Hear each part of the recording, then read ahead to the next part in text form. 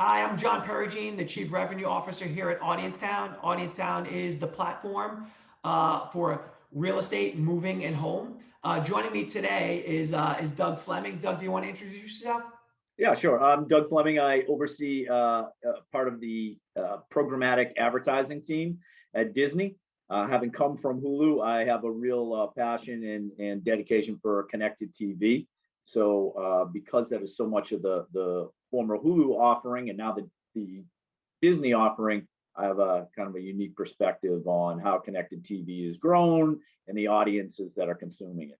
Yeah, that's exactly why we're speaking to you, Doug. Yeah. Your experience in this space is some of the best in market. What we like to do with this video series is really be the translation layer from like advanced advertising, such as connected TV, for the real estate market, which really hasn't dove in on a lot of these new and maybe even these new types of media that to them are they just haven't experienced yet. But we want to let them know that it's easy to do and all the capabilities that are there. Yeah. When we were speaking last week about doing this, one of the things that I was discussing was just the sheer migration that's going on right now in the U.S. is out of control. The home prices are up, the people are moving, and a lot of it, there's a couple of factors that are driving this. One is really low mortgage rates. It's like the lowest rates that have been in like the last 30 years. Second to that, you have COVID, which is an obvious factor, and people working from home. So they're rethinking their work life and where they need to live. So a lot of people have moved. I think you even have a story, a story about that from last week, right? Yeah, no, two different families. We're up skiing in upstate New York. Two different families independently happen to be first-time home buyers in Wyndham. School system is very strong there. They're living in the city. First-time home buyers who, just like that, needed a strong internet connection and a place to work, but now are working remotely. And I think a lot of people are rethinking that, working remotely. So it was really interesting to see these young families from the city migrating up 2 hours upstate. Yeah, and that's going on across Yeah, across the whole country, which is has to be. Yeah. uh, yeah, it's really interesting. It's an event in our lifetime, right? And Zillow has done some research on this and actually states that 50% of the people that are moving right now, the first time homebuyers, are actually millennials.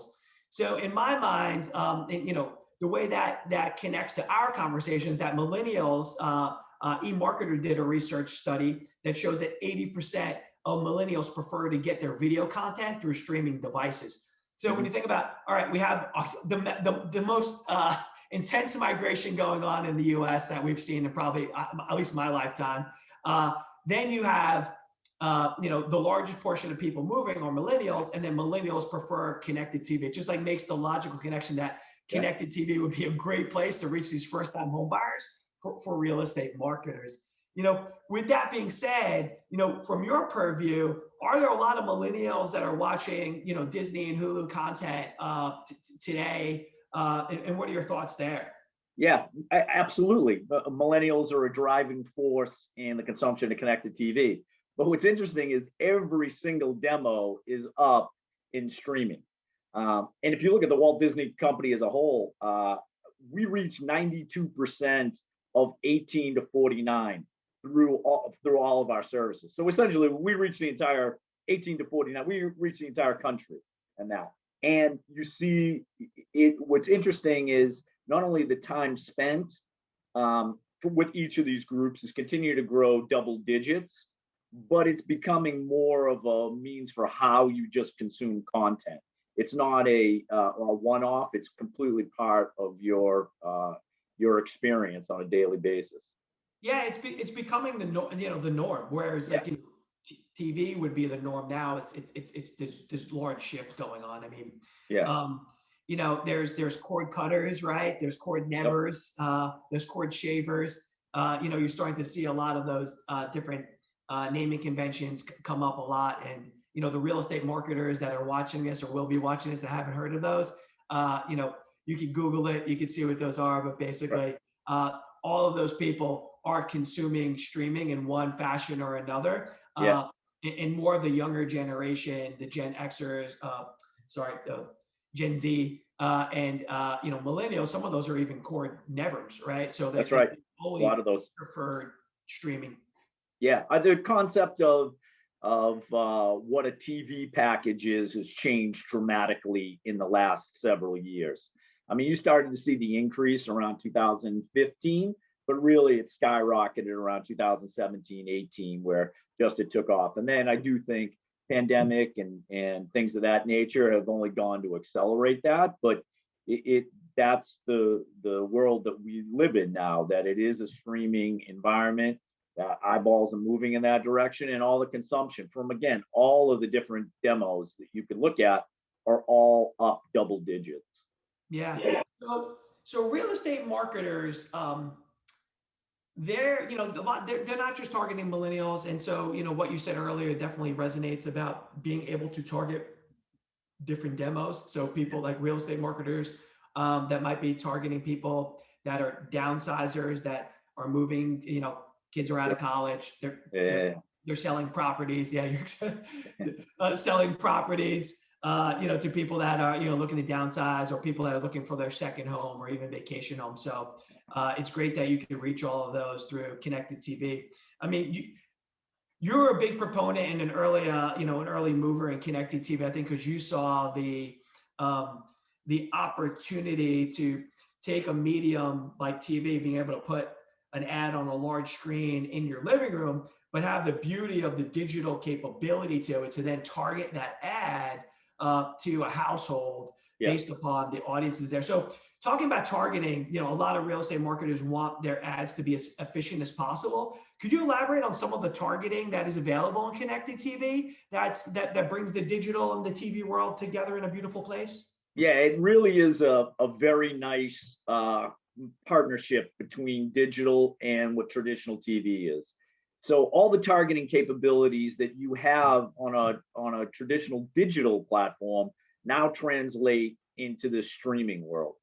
So things such as geo targeting, specific DMAs, time of day, all the attributes that you can take on a traditional TV buy just purely translate into the digital world.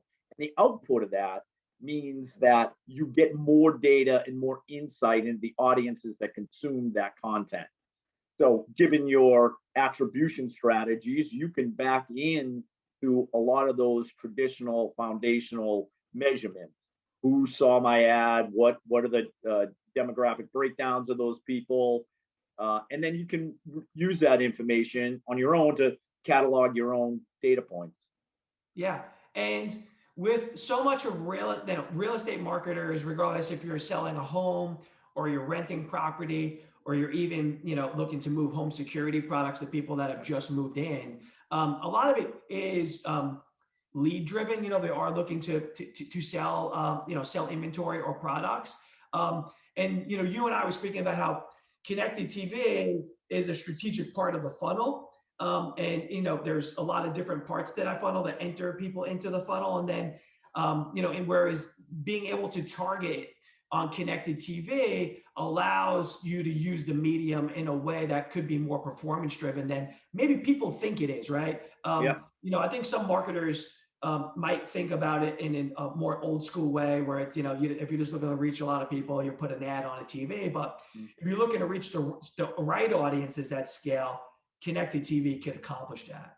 Well, yeah, and I would say that that mass market approach, hey, I want to put an ad on TV so I can get the most audience, that still holds. It's just how you change that mix up. Certainly linear TV has a very strong position in the marketplace. It is still a major factor. Connected TV, though, with the growth and then the audiences that are flocking to it, is a nice counterpart to it. And then if you add in the total media mix, and again, if I lean into the Disney portfolio, there really are many different ways to slice it, but it is connected TV along with linear, linear broadcast, local activation, our digital platforms. All of that is just part of the media mix that you need to attract and attach yourself to that growing audience. So the affluent, the younger, absolutely moving in droves to connected TV. But again, every other demo is as well in double-digit figures. So you need that mix in order to attract them.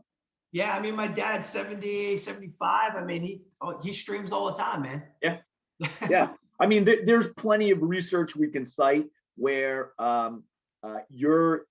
if you ran an ad on Hulu, your incremental reach is double digits. There are so many points that we can direct advertisers to show, like, hey, if you're just running linear, you're missing 47% of your audience. You need to be in the connected TV space because of that consumption. Again, now, broadcast linear TV is still a great medium. It does reach so many people, but you do now need to be a little bit more precise and precision driven, and connected TV allows you to do that. Yeah, and I think that's the thing that'll resonate with a lot of real estate marketers is that, they're looking to target pretty specific regions or like radiuses almost around a community or around the building, specifically the home buyers and multifamily companies, because they do understand. So the targetability, like you're saying, is an addressability of a specific like footprint is is what's really something that they're gonna hopefully lean into and use a lot more. Yeah, and we see that as well. Listen, you can target down to the household level. Obviously, you used anonymized data and there's protections in place, but you do have that targeting capability. So again, it really is the best of digital, but you're marrying it with sight, sound, and motion on a 55-inch screen. If you were speaking to a real estate marketer that's never run a connected TV campaign before, like what would be some of the pointers or things that they should know about going into it so that they have the right frame of reference or things in mind to look out for? Is there a specific creative length? Is there certain targeting they should always have overlaid? Are there things that they should put into their creative that would help it resonate more? And then thinking about, I guess, like reporting that comes out of that. Yeah. So obviously, based on your strategies, a call to action within your ad is important. We've done a lot of research around what is more effective, the 15 or the 30. And frankly, there isn't a great divide. It really is about the message and the targetability of that. I mean, we like to say, and where I think connected TV is playing a big role is people don't hate advertising, they hate irrelevant advertising. So if you can make it targeted, more specific to them, that message will resonate and you'll get the action that you want. As far as your best practices going in, one, it's do you have a premium, high quality video asset? Are you game ready for a connected TV universe? That is very much like a replication of your linear or broadcast TV spots or a higher resolution of your digital spots. But if you have that, and there are absolutely resources within the Disney organization that can help that if you're at a lower level, but do you have that asset in place? And then once you have that asset in place, okay, what is your target audience? You work with that specific sales team to help identify and uncover what you're trying to get to. What is the purpose?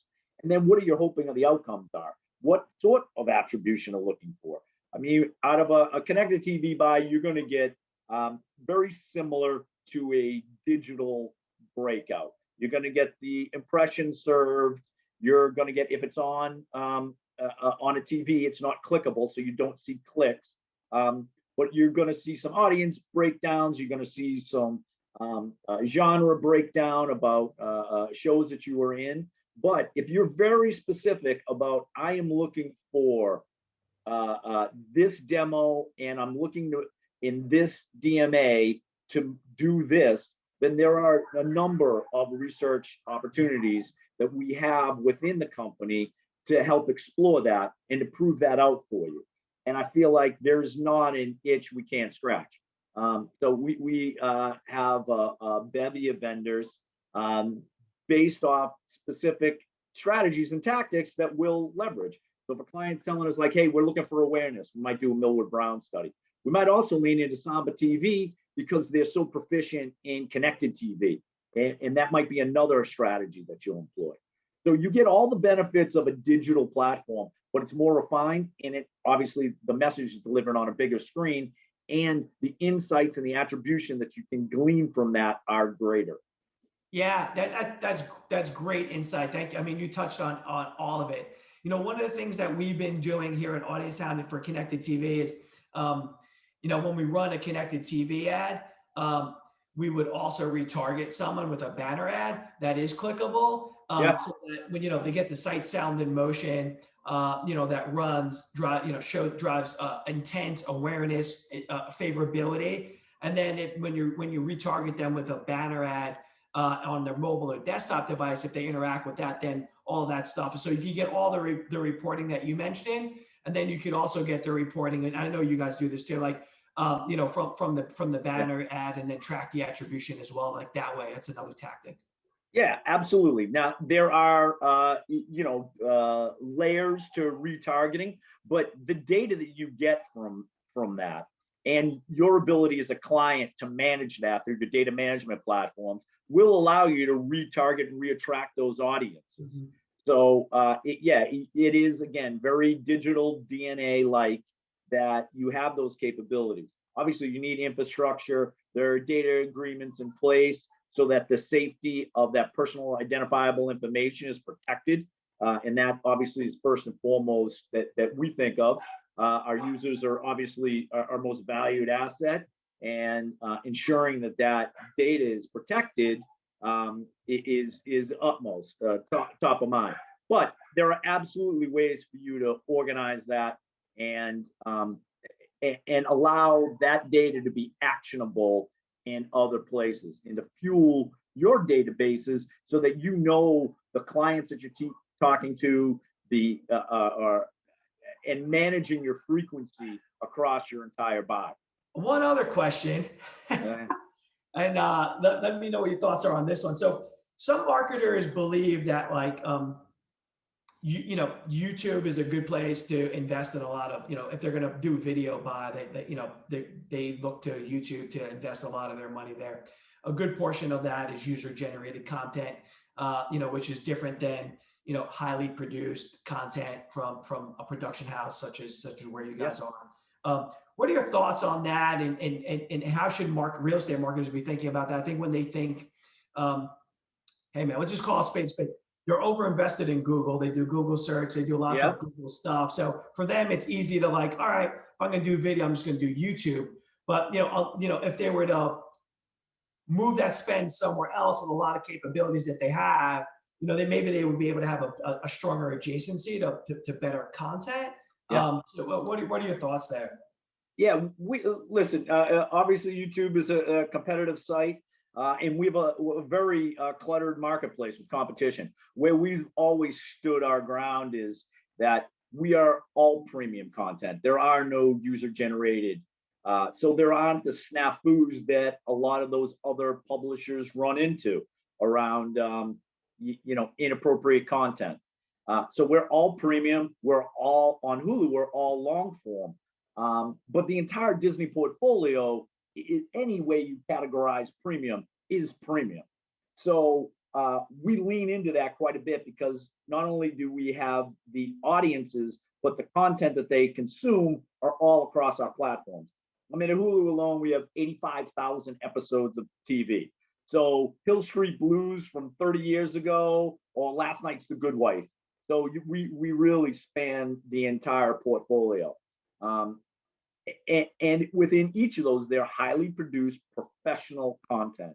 And I think where we found advertisers, the thing that resonates with them is that we talk about not only is it budget safety, because we have the scale across the entire portfolio to deliver your budget, but it's also brand safety.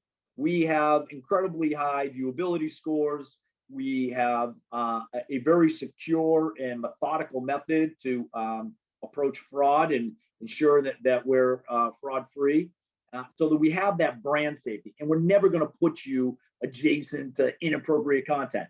You're always going to be in professionally produced programming content that you would come to expect from a company like the Walt Disney Company. Yeah, and that's great. That's great to hear. It's something that I always knew. So it's also good that the real estate marketers that watch this also are reminded of that. That adjacency next to content. That transfer of trust between the content and the advertiser and the content. There's a transfer of trust that goes on there that happens almost subconsciously. That's really powerful as well. And at the end of the day, all the things to summarize really is that connected TV, you can have highly produced content like you just mentioned. You have the targetability that you get in digital on this long form content.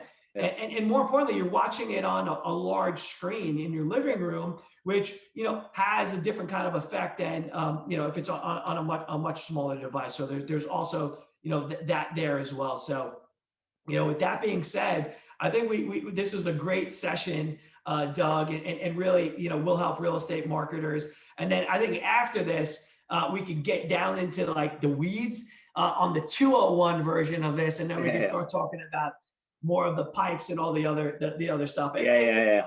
If people Absolutely want to know about that. Absolutely. Well, great speaking with you again, man. And thank you for your time. I appreciate it. You too. Absolutely, John. Thank you.